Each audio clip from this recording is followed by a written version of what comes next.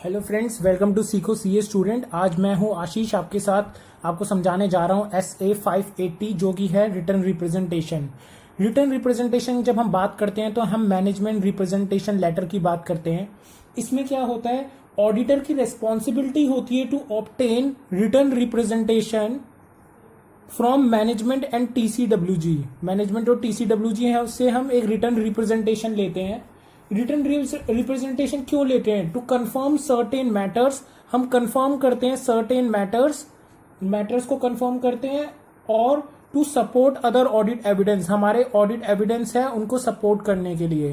कि अब मैं आपको बता देता हूं कि इसका मोटा मोटा क्या होता है। देखो, ये तो मैंने आपको पॉइंट बता दिया, ये 2 नंबर के लिए इंपॉर्टेंट है, आपके MCQ के लिए इंपॉर्टेंट है। इसके अलावा एक पॉइंट और इंपॉर्टेंट होता है, जो रिटर्न रिप्रेजेंटेशन होती है वो नहीं इंक्लूड करता किसको? फाइनेंशियल स्टेटमेंट को और सपोर्टिंग बुक्स को। आप इसको साथ साथ नोट कर लीजिए, इसको सपोर्ट नहीं करता। अब मैं आपको बताता हूँ रिटर्न रिप्रेजेंटेशन होता क्या है। देखिए, जब मैंने अपना ऑडिट किया था तो हमने जब रिटर्न रिप्रेजेंटेशन लेटर भेजा था तो उसमें हमने ये स्पेसिफाई किया था कि मैनेजमेंट और TCWG की क्या एंटिटी, मतलब क्या उनकी रिस्पॉन्सिबिलिटी है for preparation of financial statement in accordance with the applicable FRF। कि एप्लीकेबल FRF के तहत उन्होंने फाइनेंशियल स्टेटमेंट अपने तैयार किए हैं कि नहीं किए। तो मैं ये लिख के देता हूं।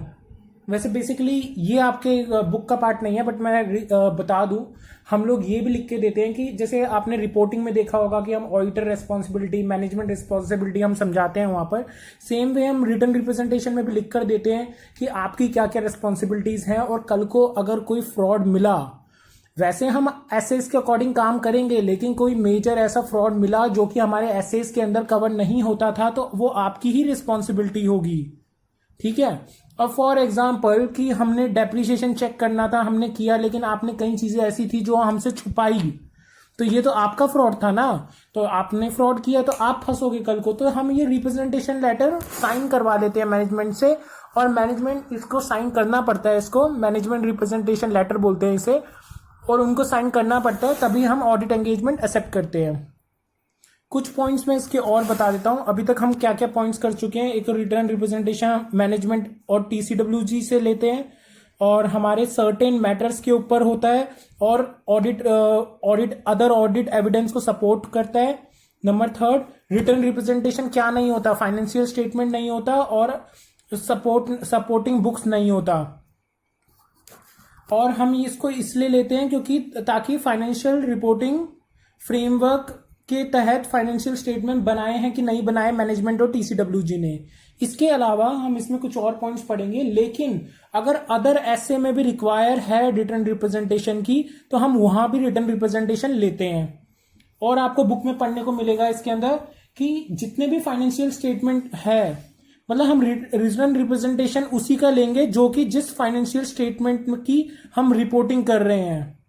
तो ये भी इजी पॉइंट था। नंबर 7 पॉइंट है, जो रिटर्न रिप्रेजेंटेशन की डेट है वो पहले होगी, before the date of report. अगर मान लीजिए फॉर एग्जांपल आप रिपोर्टिंग कर रहे हैं सितंबर में रिपोर्टिंग कर रहे हैं आप पिछले अप्रैल से मार्च मान लो मैं 2020 ले लेता हूं। तो अगर आप सितंबर में रिपोर्टिंग कर रहे हैं तो रिटर्न रिप्रेजेंटेशन की डेट तो ऑब्वियसली रिपोर्टिंग डेट से पहले की होगी ना। आपने यहीं कहीं तो लिया होगा ना, अप्रैल से मार्च में तो रिटर्न रिप्रेजेंटेशन अपना लिया होगा।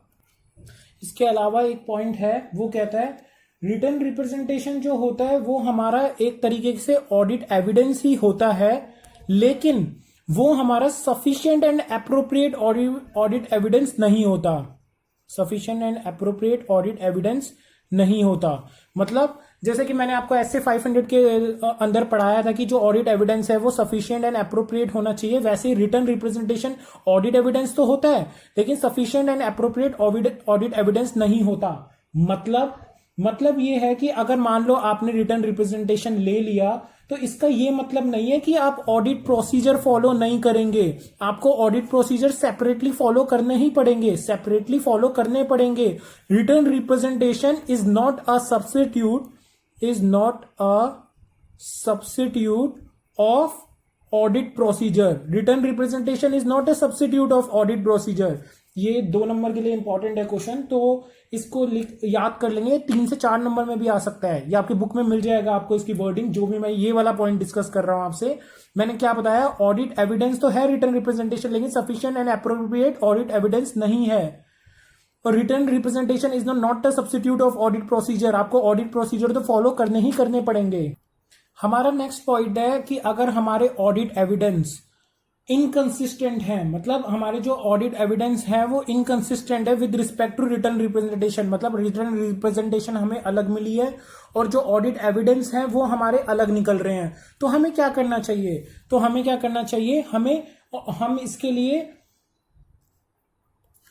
हम इसके लिए एक तो एप्रोप्रिएट एक्शन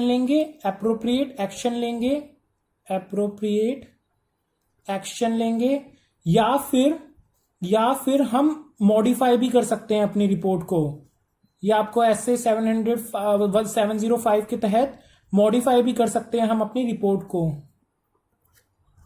इससे नेक्स्ट पॉइंट है जो इसका एंडिंग टॉपिक है, वो है अगर मान लो मैनेजमेंट ने आपको रिटर्न रिप्रेजेंटेशन दिया ही नहीं, मान लो एक रिटर्न रिप्रेजेंटेशन दे दिया, बाकी के नहीं दिए। ऐसा भी तो हो सकता है कि मैंने एक के अंदर कुछ पॉइंट डाले थे, वो साइन करके दे दिया, मैंने जब दूसरा मांगा उन्होंने नहीं दिए जो मैंने उनकी रिस्पॉन्सिबिलिटी बताई।